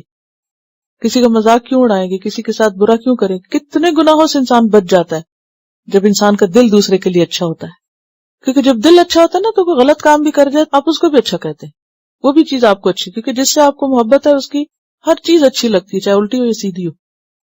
اور اگر نفرت ہو تو سیدھا بھی برا لگتا ہے، سیدھا بھی الٹا لگے گا. تو اس لیے سلام کی بہت زیادہ اہمیت ہے. جس گھر کے افراد ایک دوسرے کو کثرت سے سلام کریں، جہاں اکٹھے رہنے والے لوگ آپس میں خوب خوب سلام کریں، ایک دوسرے کو پہچانیں، ایک دوسرے کا تعارف حاصل کریں، ایک دوسرے کے ساتھ ایک تعلق رکھیں، تو دنیا بھی جنت ہو جاتی. دنیا میں انسان دوسروں کی تکلیفوں سے اور اذیتوں سے محفوظ ہو جاتا ہے. وہ اصحاب الیمین، اور دائیں ہاتھ والے. پیچھے میمنہ کا لفظ آیا تھا تو اس میں یہ روٹ گزر چکا یمن کا. وہ اصحاب الیمین، دائیں ہاتھ والے، جو رب العزت کے دائیں ہاتھ ہوں گے، دائیں جانب ہوں گے. نام اعمال دائیں ہاتھ میں ہوگا، بہشت میں دائیں طرف سے لے جائے جائیں گے، جن کی زندگی اللہ کی اطاعت میں گزری. ما اصحاب الیمین، کیا ہیں وہ اصحاب الیمین؟ کون ہیں وہ اصحاب الیمین؟ یعنی ما تعجب کے لیے یہاں، یعنی کہ پتہ نہیں تو اب پوچھا جا رہا ہے، سوال کے لیے نہیں ہے یہ. فی صدر مخضود، اب ان کی جنت کا نقشہ کھینچا جائے گا کہ وہ کس جنت میں ہوں گے. وہ جس جنت میں ہوں گے اس میں بیری کے درخت ہوں گے جن پہ کانٹے نہیں ہوں گے. اصل میں ہمارے ہاں بیری کا درخت جو ہے وہ عام طور پر کوئی بہت اچھے درختوں میں شمار نہیں ہوتا، کانٹے بھی ہوتے ہیں. لیکن بیری یہ دنیا والی بیری نہیں ہوگی، وہ سدرۃ المنتہا سے بیری کو عظمت دیں. فی صدر مخضود، کہیں ایسا نہ ہو کہ اچھا یہ جنت جیسے بیری کے درخت ہیں، یہ تو کوئی بہت خوبصورت نہیں لگ رہی، تو اپنے تخیل کو بدل دیں سدرۃ المنتہا کو سوچ کے. مخضود بے خار، خا ضاد دال، خزادہ کہتے ہیں کسی خاردار درخت کے کانٹے توڑ کے اسے بے خار کر دینا، کانٹے صاف کر دینا. تو بیری کے درخت میں جتنے کم کانٹے ہوتے ہیں نا اتنا پھل اچھا ہوتا ہے، جتنے زیادہ کانٹوں والی بیری ہوگی اتنا اس کا پھل خراب ہوگا. وَسِدْرٍ مِّن شَيْءٍ قَلِيلٍ، وہ جو قوم سبا کے ساتھ ہوا تھا.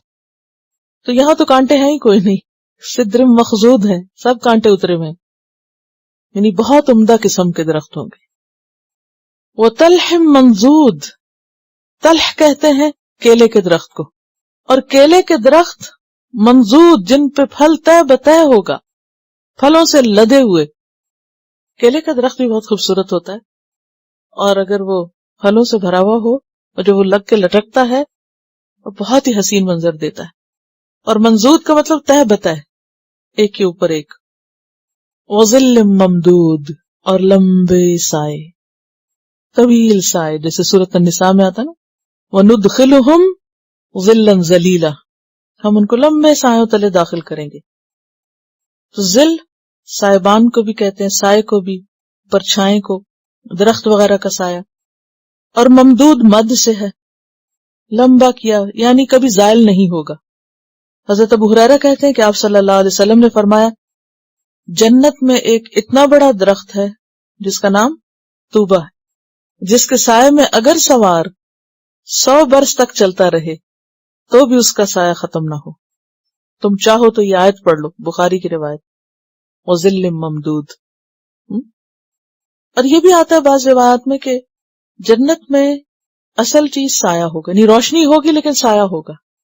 سورج ستائے گا نہیں، کیونکہ سورج کی چمک جو ہوتی ہے وہ نقصان دیتی ہے اور انکمفرٹیبل فیلنگ دیتی ہے. لہذا ظل ممدود کی بات ہے. وماء مسکوب، اور پانی بہتا. فیہما عینان تجریان، ان دونوں جنتوں میں چشمے ہیں جو بہ رہے ہوں گے. اور مسکوب کا لفظ جو ہے نا سکبا سے ہے، اور سکبا کہتے ہیں بڑی بڑی بوندوں کے ساتھ مسلسل بارش کا ہونا. آبشار کے لیے بھی آتا ہے، یعنی اوپر سے نیچے خوب خوب آنا پانی کا.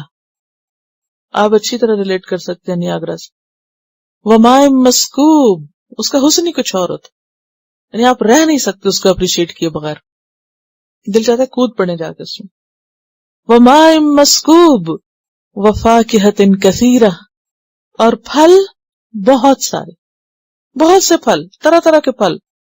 لا مقطوعۃ ولا ممنوعہ، نہ ختم ہونے والے اور نہ منع کیے جانے والے، یعنی کبھی ان کا سلسلہ ختم نہیں ہوگا. دنیا میں کیا ہوتا ہے، ایک موسم پہ آتے ہیں پھل، پھر درخت گنجے ہو جاتے ہیں، پھر آپ کو ویٹ کرنا پڑتا ہے اگلی دفعہ کا.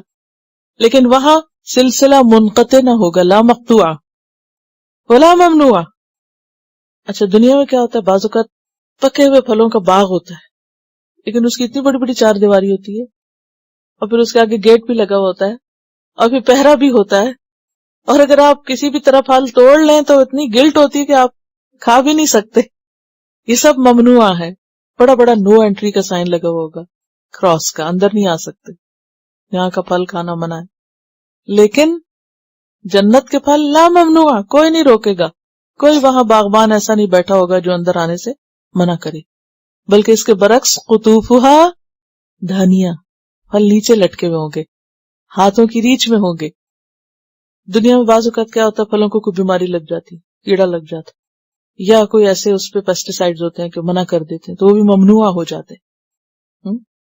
اچھا ایک اور بات یہ ہے کہ پھلوں کا ریچ میں ہونا، اور وہ جو جنتین کی بات ہوئی تھی کہ تازہ پھل ہوں گے، تو کبھی آپ چیری پکنگ کے لیے یا اسٹرابری پکنگ کے لیے گئے ہو تو آپ نے دیکھا ہوگا کہ جو مزہ اپنے ہاتھ سے توڑ کے فریش فروٹ کے کھانے میں آتا ہے وہ بازار سے خرید کے نہیں آتا. اور پھر مقطوعہ بھی نہ ہو اور ممنوعہ بھی نہیں، یہاں تو کیا سیزن ختم ہو گیا، او ہو اس سال تو یاد ہی نہیں رہ جانا، سیزن ہی ختم ہو. اور پھر ممنوعہ، اتنے ٹائم کے لیے جا سکتے، یہ نہیں سارا دن وہاں بیٹھے تھے، آپ کو وہاں سے واپس بھی آنا ہے، اور جب تک آپ ٹکٹ نہ لیں تو اندر نہیں جا سکتے، ممنوع. لیکن یہاں پر لا مقطوعۃ ولا ممنوعہ، کیونکہ اس میں جو عزت اور شرف اللہ سبحانہ وتعالی بندوں کو دیں گے وہ بھی بہت بڑی چیز ہے. وفرش مرفوعہ، فرش کا لفظ جو ہے یہ فراش سے، فراش کہتے ہیں بستر کو، مرفوعہ بلند، جیسے سرر مرفوعۃ آگے آئے گا سورۃ الغاشیہ میں. لیکن مرفوع کا مطلب بلند، اونچے، یعنی اونچے بیڈ ہوں گے. لیکن عربوں کے ہاں بیوی کے لیے لفظ لباس بھی آتا ہے، فراش بھی آتا ہے، وائف کے لیے. جیسے ہن لباس لکم وانتم لباس لہن. تو یہ کیا ہے؟ ایک طرح سے استعارہ، یعنی بعض اوقات کسی کو اس کے نام سے یا اس کی ذات سے پکارنے کی بجائے کوئی اس کے وصف کو بیان کر دیا جاتا ہے. اور مرفوعہ کا کیا مطلب ہے یہاں؟ عالیہ، یعنی بلند مرتبہ، ان کا جو درجہ اور رتبہ اور مرتبہ ہوگا بہت بلند ہوگا. ٹھیک ہے. وفرش مرفوعہ، اور اگر اس کو سرر کے معنی میں لیا جائے تو بھی لے سکتے ہیں. جیسے پیچھے ان کے لیے سرر موضونہ تھا، تو یہاں کیا فرش مرفوعہ، موضونہ نہیں ہے. انا انشأناہن انشاء، بے شک ہم نے پیدا کیا ان کو پیدا کرنا، یعنی بطور خاص. تو یہ ہنہ کی ضمیر پھر فرش کی طرف جائے گی اگر اس سے مراد بیوی لی جائے. کہ اللہ سبحانہ وتعالیٰ ان عورتوں کو نئے سرے سے پیدا کریں گے. انا انشأناہن انشاء، اور انشاء کہتے ہیں کسی چیز کو نئے سرے سے عمدہ طریقے سے بنانا، یعنی اس میں جدت بھی ہو اور اس میں انوویشن بھی ہو. تو ہم ان کی بیویوں کو خاص طور پر نئے سرے سے بنائیں گے. وہاں حور العین کی بات ہے، اور یہاں کیونکہ دنیا میں عورت بوڑھی بھی ہو جاتی ہے یا خوبصورت نہیں ہوتی، تو وہاں اہل جنت کی جو بیویاں دنیا والی ہوں گی ان کو اللہ تعالیٰ ایک نیا حسن، ایک نیا روپ، رنگ اور ایک نئی جوانی دے دیں گے. اور سب جنتیوں کی عمر 33 ایئرز ہوگی. فَجَعَلْنَاهُنَّ أَبْكَارًا، تو بنائیں گے ہم ان کو ابکار، یعنی کنواریاں. بکر کی جمع ہے. بکر کا لفظ جو ہے نا، لڑکے اور لڑکی دونوں کے لیے آتا ہے، کنواری. عرباً اترابا، عرب، عروب کی جمع، عین را با، عروب. اس کا معنی ہوتا ہے محبوب، یعنی جو اپنے شوہروں کی بہت محبوب ہوں گی، فیورٹ، اور وہ بھی اپنے شوہروں سے محبت کرنے والی ہوں گی. عروب خاص طور پر اس عورت کو کہتے ہیں جو اپنے شوہر سے بہت محبت کرتی ہو اور اس کا اظہار بھی کرتی ہو. کیونکہ عربا سے ہے نا، عربا کس کو کہتے ہیں؟ عربی. واضح کرنا، بتانا، بولنا، ظاہر کرنا. اسی طرح ایسی عورت کے لیے بھی آتا ہے عروب کا لفظ کہ جو بہت ہنسنے ہنسانے والی ہو، خوش ذوق ہو، جیسے طرح دار یا خوش اتوار نہیں ہوتا، اور اپنی سمجھ اور فراست کی بنا پر مزاج شناس ہو، خاموش زبان سمجھتی ہو. عربن اترابن، اتراب جو ہے یہ تراب سے ہے. تراب کس کو کہتے ہیں؟ مٹی کو. تو اتراب ترب کی جمع ہے. ہم عمر اور ہم اثر کے لیے استعمال ہوتا ہے. ہم عمر، دوست، ساتھی. تو اتراب کہاں سے آگے، تراب کہاں سے آگے؟ اصل میں وہ دوست جو بچپن میں مٹی میں ساتھ کھیلے ہو نا، ہم عمر ہونے کی وجہ سے ان کے لیے لفظ آتا ہے. ساتھ کھیلے ہو مٹی میں، جس کہتے ہیں نا ہم جولی یا ہم عمر. تو ان کی بیویاں ان کی ہم عمر ہوں گی، یعنی کمپیٹیبل ہوں گی. ایسی عورتیں جو اپنے شوہروں کی ہم عمر ہوں گی، یا پھر یہ معنی بھی کیا جاتا ہے کہ جنت کی ساری عورتوں کی عمر ایک جیسی ہوگی اور سب ایک دوسرے کی دوست ہوں گی. اصل میں آپ دیکھیے کہ عورتوں میں خاص طور پر مقابلہ کس کا رہتا ہے؟ عمر کا، کہ میں تم سے چھوٹی ہوں. یعنی عورت کو کبھی اپنی عمر بتانا اور ظاہر کرنا پسندیدہ نہیں رہا. یہ بھی ایک دھوکہ ہوتا ہے خود کو دینے کا. لیکن کمزوریاں ہوتی ہیں نا انسانوں کی، تو یہ بھی ان ویکنیسز میں سے ایک ہے کہ جس میں اپنی عمر کو چھپانا یا عمر کو کم ظاہر کرنا. یا تو اس لیے سب کی عمر ایک ہی کر دی کہ صحیح ختم ہو، کوئی کسی پہ فخر نہ کرے اور کوئی کسی کے مقابلے میں اپنے آپ کو بہتر نہ سمجھے. تو عرباً اترابا.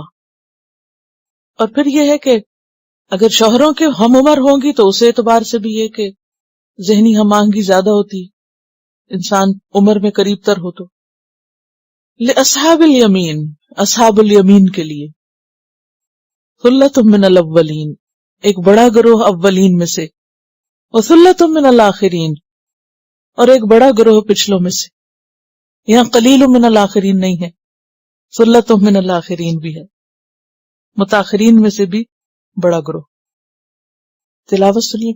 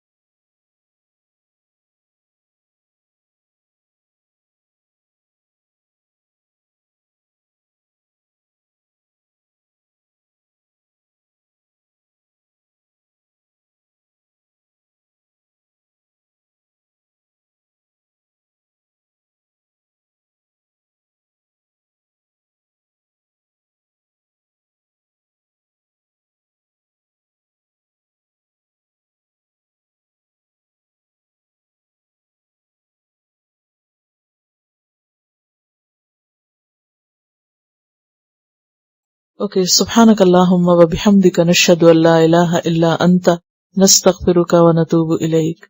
Assalamu alaikum wa rahmatullahi wa barakatuh. Quran vocabulary 100%. The best application to understand Quran. Study with flashcards. Word list. Learn 25% of Quran vocabulary in 7 days. Multiple MCQs to practice and test vocabulary. Single choice. Multiple choice. True, false. Bookmark difficult words. Study wrongly answer words. Test your skills. 12 essential grammar lessons at Learn Quranic Grammar. You can select number of word to study from bookmarks. Select number of times wrongly answered words for study. Test your skills with multiple choice flashcard, true, false, matching words and single choice MCQs. Grammar lessons are available in PDF format. Native Quranic and Urdu fonts. Available at Google Play and Apple App Stores. Download it today to contribute in the Islamic Apps Development Project. Quran vocabulary 100% in Urdu.